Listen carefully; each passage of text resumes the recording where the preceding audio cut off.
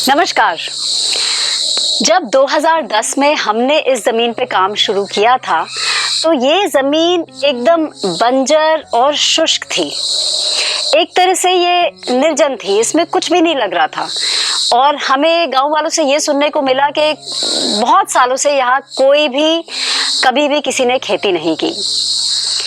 हमें तो ये जैसे एक बंजर ज़मीन होती है उस तरह दिख रही थी जब हमने काम शुरू किया। परंतु हमारे आसपास के जो किसान थे वो यहाँ बराबर खेती कर रहे थे। बेशक रासायनिक खेती कर रहे हैं पर खेती ज़रूर कर रहे थे। तो ऐसा क्यों है कि जो हमारी ज़मीन थी वो एकदम बंजर कहला रही थी, जिसमें एक भी पौधा, कुछ भी या हरियाली नहीं थी। इसका कारण था अत्यधिक चराई। हमारा जो गांव है वहाँ लोग पशुपालन करते हैं और काफ़ी तादाद में गाय, भैंसे और बकरियां रखते हैं। और उनका तो प्रतिदिन का यही दिनचर्या है कि वो अपनी सारी गाय, भैंस और बकरियां लेके उनकी चराई के लिए निकल पड़ते हैं। और ये कहाँ जाते हैं चराई करने? उन खेतों में जिन खेतों में कोई भी फेंसिंग या कोई तार या कोई गेट नहीं लगा हो, उधर वे अपने पशु छोड़ देते हैं। तो इस ज़मीन का भी यही हाल था कि यहाँ पे कोई फेंसिंग नहीं थी, किसी ने इसकी देखभाल नहीं करी थी इस ज़मीन की। तो हर रोज़ यहाँ पे कई सारे पशु चराई के लिए आते थे और जितनी ज़मीन की कैपेसिटी थी चारा देने की, उससे कई ज़्यादा पशु यहाँ चराई करते थे। इसको हम कहते हैं ओवर ग्रेजिंग या अत्यधिक चराई। हमारे देश में कई जगहों में जहाँ पे ज़्यादा पशुपालन होता है, ये एक हमें आम चीज़ देखने को मिलती है कि हमारी जो ज़मीन है वो एक रेगिस्तान की तरह दिखनी शुरू हो जाती है। और फिर कई बार हमें ये सुनने को मिलता है कि यहाँ तो जी खेती नहीं होती, इसीलिए लोग पशुपालन करते हैं। सच ये है क्योंकि ज़्यादा पशुपालन हो रहा है यहाँ पे, तभी यहाँ पे हमारी ज़मीनें बंजर पड़ रही हैं।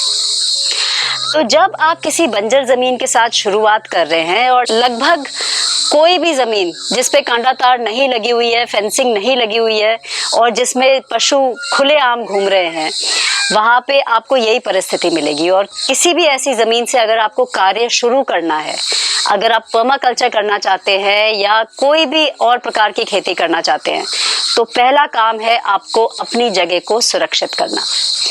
अपनी पूरी जगह पे आप एक फेंसिंग लगाएं, कांटा तार लगाएं। अगर कांटा तार नहीं लगा सकते तो बेशक कोई कांटेदार झाड़ियाँ, उस प्रकार के पौधे जिनको ना पशु खाते हैं और जिसमें से पशु निकल के आपके यहाँ अंदर ना आ पाए, वो आप अपनी बाउंड्री पे लगाइए ताकि पशुओं का आना जाना और पशुओं की अत्यधिक चराई बंद हो। जब हमने यहाँ पे कंडा तार लगा दी और पशुओं का आना जाना बंद हो गया, तो एक बरसात में ही हमने देखा कि हर जगह हरियाली हो गई। और उस बरसात में फिर हमने पेड़ भी लगाए और पेड़ों को भी कोई नुकसान नहीं हुआ क्योंकि हमने अपने ज़मीन को सुरक्षित कर दिया था। समय के साथ साथ ये पेड़ बड़े हुए, हमारा ये एक अच्छा खाद्य वन बन गया है और यहाँ हम 150 से भी ज़्यादा चीज़ें अपने लिए और बाज़ार के लिए लगाते हैं। तो अगर आपके पास गांव में ज़मीन है जिस पे आप एक छोटा पर्माकल्चर प्रोजेक्ट शुरू करना चाहते हैं, अपने लिए, अपने परिवार वालों के लिए स्वच्छ साफ खाना बिना किसी कीटनाशक और बिना किसी जहरीली दवाई के उगाना चाहते हैं, तो आप गांव जाइए, अपनी ज़मीन का निरीक्षण करिए और फिर अगर आपके यहाँ अत्यधिक चराई हो रही है तो पहला काम ये है कि आप अपनी ज़मीन को आप सुरक्षित करिए, कांटा तार की फेंसिंग करिए और जानवरों को आने से रोकिए। उसके बाद आप देखेंगे कि कुदरत अपने आप ही इस ज़मीन को फिर से हरा भरा करना शुरू कर देगी।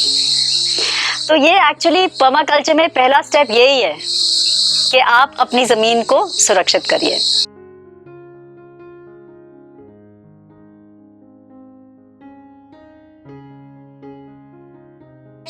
मेरा नाम है मनीषा लाट गुप्ता और मैं आनंदा पर्माकल्चर फार्म चलाती हूँ। अगर आपको पर्माकल्चर में इंटरेस्ट है तो आप हमारे YouTube चैनल पे सब्सक्राइब करिए और अपने भाई बंधुओं के साथ इस वीडियो को ज़रूर शेयर करिएगा। नमस्कार।